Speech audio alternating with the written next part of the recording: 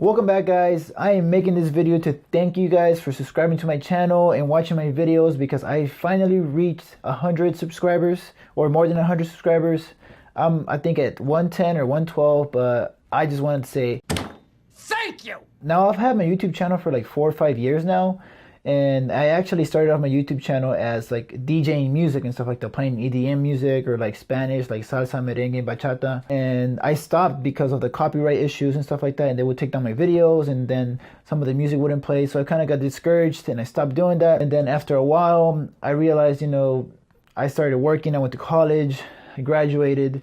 So this is like a hobby for me. And I've been looking for other things to do outside of work, outside of the office, and I was like, I watch a lot of movies, so I was like, why not make a YouTube channel about movie reviews? And that's what started this idea of like, hey, let's go back and do videos on YouTube again. Now, obviously, if my channel grows more, I'm gonna branch out to do different things. I'm not sure what yet. Like outside of my movie reviews, I do want to do like blogs or something, or like I like working out, so maybe in the future I'll do like a workout videos or something like that. So I don't want my channel to be like limited to one thing and one thing only. I want to be like diverse and like do different things because, well, it's YouTube and it's the internet, so there's possibilities for anything. So guys, that's like a quick background about myself. So now what I want to talk about is like things that I did in order to get to 100 subscribers, because from the time that I was DJing and like playing music and putting it on YouTube, I took like maybe a couple years before I started putting movie reviews up. So I'm going to share 5 things that I think got me through making this many videos, which by now I believe I have 35 or 36 movie reviews that I've put out, starting with number 1, which is quality. Now, when I say quality, I'm talking about the quality of the way that your video looks and the content that you're presenting. You don't have to have like crazy expensive equipment to start off a YouTube channel. For example, I'm using literally my cell phone camera. I was like, okay, I'm not gonna spend $300 on something that I'm not sure I'm gonna have a future in, or something that I'm probably gonna just stop doing. I'm using a tripod that I got from Amazon, and I'm using like a $5 mic that I bought from Amazon. And then, if you guys can tell, my background is just like my desktop, so it's nothing special or anything like that. And somehow I got lucky with the lighting in my room, so that kind of helps. So it's not like crazy expensive setup, it's just more like something that I found convenient in my room, so I just chose that. Or you can just choose any room in your house that has great lighting, and you just gotta find like a great mic to speak with. Also, with the quality of your content or video, you gotta make sure that you have like an introduction, the middle, and then of course the ending. Usually the intro for my movie reviews are like me making some kind of like rhetoric about the movie, and then like introducing it with the trailer clip, and then I talk about the movie review, and then I end it with saying like, hey, subscribe to my channel, or like, here's my social media links, which is good when I'll get to that later. But you always want to make sure that you're engaging the audience, or you're trying to like ask them questions that maybe they can respond in comments, because if your videos are way too long, then you're kind of wasting your time, because eventually you're going to make people who are watching your videos skip it because it might be too boring. And I've been through that. I've actually checked how long people watch my videos, and sometimes it's not a lot, because doing movie reviews, I've noticed that like the watch time in my videos average out to like maybe 3 or 4 minutes, which is kind of good.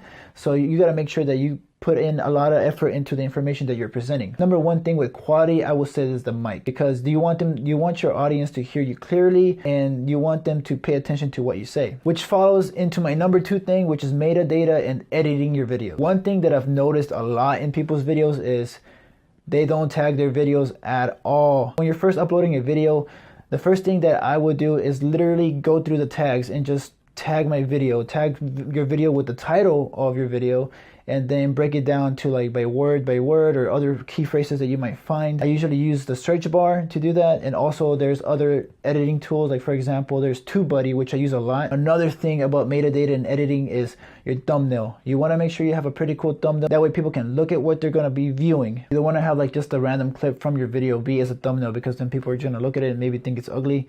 And that's something that I've been trying to work with as far as thumbnails, because I'm not great at editing pictures and stuff like that. So I've been trying to take more time on doing those thumbnails. And I kind of skipped over this, but make sure to have a great title, and also in your description, make sure to leave like at least a paragraph about what your video is going to be, and try to be engaging, because actually the title and the description play along with your tags as well. Number 3, which is probably like one of the most important ones for me, is socializing. Now, I've noticed like in a lot of videos like where YouTubers comment like sub for sub, or like check out my channel and subscribe, or like sub to me and I'll sub back. You don't want to be the subscriber. What I do recommend doing, in fact, is like if you're going to comment on somebody else's YouTube channel, actually comment about their actual video. Don't freaking put like, hey, check out my channel, because most of the time they're not gonna check out your channel. They're gonna think you're like trying to suck up to the video and you're just trying to get attention. Try to make good comments saying, you know, what I thought about the movie, you know, if I disagree with them or not. And then sometimes a lot of people will start talking to you and like replying, and then sometimes out of those people they'll actually go into your channel and see who you are, and guess what, that brings an audience over to your channel from other YouTubers, and if you're lucky they'll like your content and most likely subscribe to your channel as well. But aside from that, I think like 30 or 40% of my subscribers came from like my Facebook or Twitter or like Instagram or Snapchat. And what I usually do, or what I did, was I created a Facebook page about my movie reviews, and I like added people from my friends list, the people that I at first wanted to see them, and then I started expanding on who, you know, who can see my channel or who I want to know that I'm making videos. And that's something great that you need to do, because you want your viewers to like interact with you in other ways other than just YouTube. But remember guys, don't spam YouTubers, because that just gets really annoying and you don't want fake subscribers. Remember, the better your views are on your videos, the more likely you're gonna get better subscribers. Moving on to number 4, which is consistency. Now this one was hard because obviously, like I said in the beginning of the video, I used to DJ and like do remixes of like EDM or like Spanish music, and I literally stopped for like 2-3 years like uploading videos. So like if you guys go to like the beginning of my channel, you'll see like random music videos. And don't get me wrong, I uploaded like an Ecuadorian song mix, and I think I'm still gonna do that even though I get copyright claims, which I don't mind because I like listening to my own music or what I've done, and I like sharing it to friends. But my problem was that I stopped. I completely stopped and randomly started doing movie reviews, and I put myself in front of a camera, and that's terrifying. I remember there was like maybe a week and a half where I haven't posted anything, and a friend of mine was like, hey, you know, are you not doing reviews anymore, or are you not putting videos up? And I was like, oh shit, like I forgot about the movie reviews.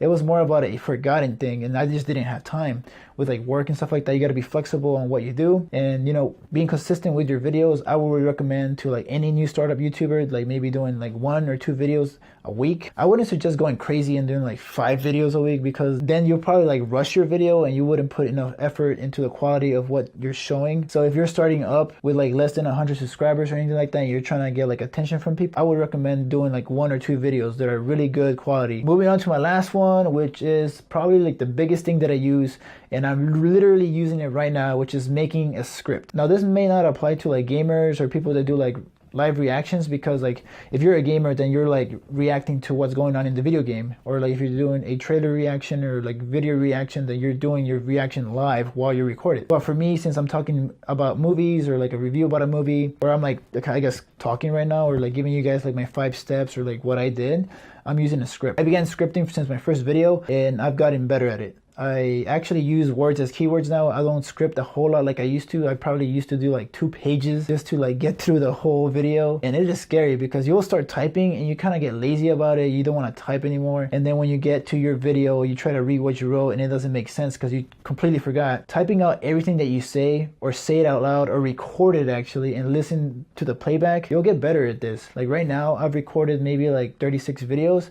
And I've noticed that like my scripts are getting shorter because I am learning how to like remember these things through like keywords in my script itself. Especially if you're like putting your face out there and like talking in front of a camera or a blog, you definitely want to script stuff because then you'll forget, especially with me. I forget names easily. Guys, those are the 5 things that I wanted to talk about: consistency, metadata and editing. Fucking forgot already. See what I mean? That's why I need a script. Socializing, consistency, and scripting. I hope this helps you guys in some way. Remember, it is not easy to get your first 100 subscribers. I know a lot of people say that like, yeah, but there's like ways to hack YouTube and like get subscribers and blah blah blah, but that doesn't really matter when you're not getting views at all. Thank you guys again for like the support. I really hope I get to like, maybe, I don't know, my next goal would be like 200, maybe 300, 400, 500 maybe, or eventually 1,000, I guess.